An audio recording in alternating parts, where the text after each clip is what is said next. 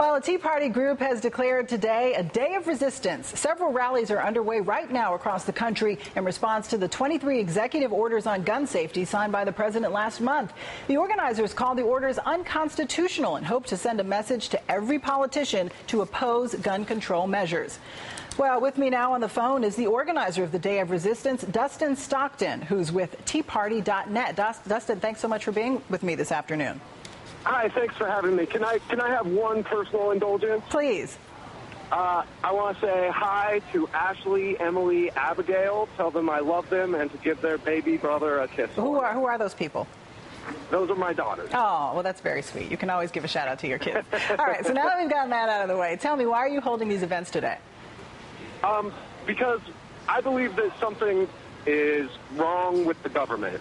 I believe that there's a lot of policies that don't seem to make a lot of sense. My life was violently disrupted as part of the housing collapse, and I don't believe that that has been solved yet. And I don't believe that the Second Amendment is negotiable at all. That the only way that it can be changed is through the constitutional amendment process, and that if people want to control gun ownership, they have to do it the legal and just way. And it's also about just getting people together in person so they're not so afraid of each other. Now, the rallies are taking place today, February 23rd, and some of the promotional materials, including on your website, the event is advertised as Day of Resistance .223. We're showing the website on our air right now. Now, some say that's a reference to the .223 gun magazine, the same kind used in a Bushmaster semi-automatic rifle by Adam Lanza in the Sandy Hook school shooting. Is there any larger significance to the date that you've chosen? There's a couple reasons, and you're taking a bit of a leap there when you go all the way to Sandy Hook. We did select the date February 23rd because it is 223 and because it is a caliber, and calibers and their guns are nothing to be afraid of. So that it's also the day we raise the flag in Iwo Jima, and it's a Saturday where people can come out who work regular work hours. Now, the argument that we often hear from those who support your position and who agree with you on these issues is that this is really about the will of the people. But a lot of Americans do, in fact, support some form of gun control reform. In a Gallup poll last month, Americans said that they would heavily back... I'm sorry, I didn't hear you.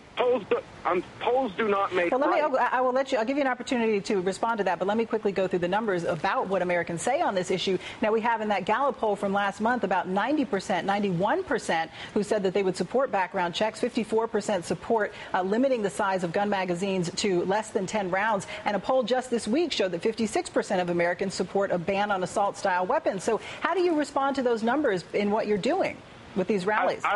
I will say a couple of things on that. On background checks, there are background check systems in place, and I have no problem if we want to discuss the cost-benefit analysis of changing those things. But on banning the AR-15, that's a step too far. An assault weapons ban, they're not assault weapons, they're just weapons. And most of them are used as defense weapons, not assault weapons. And if you want to change that, it doesn't matter what the polls say. You have to go through the legal process to change that, and that's not what's being done with Dianne Feinstein's bill or the executive actions taken by the president. And Dustin, speaking of using them in a defensive capacity, Vice President Joe Biden made a lot of waves this week when he said he had a little bit to say about that in a Facebook forum. We're going to listen to what he had to say, so let's listen to that quickly. If you want to protect yourself, get a double-barrel shotgun. You don't need an AR-15. It's harder to aim, it's harder to use, and in fact, you don't need 30 rounds to protect yourself. Buy a shotgun. Buy a shotgun. So what do you say, Dustin? Do Americans need a high-capacity magazine for home protection? I believe I am not the judge of what people need to practice their natural right of self-preservation. It is not my judgment to make for them, and nor is it anyone else's judgment to make for me what kind of weapon I feel comfortable defending my home, my property, and my family with.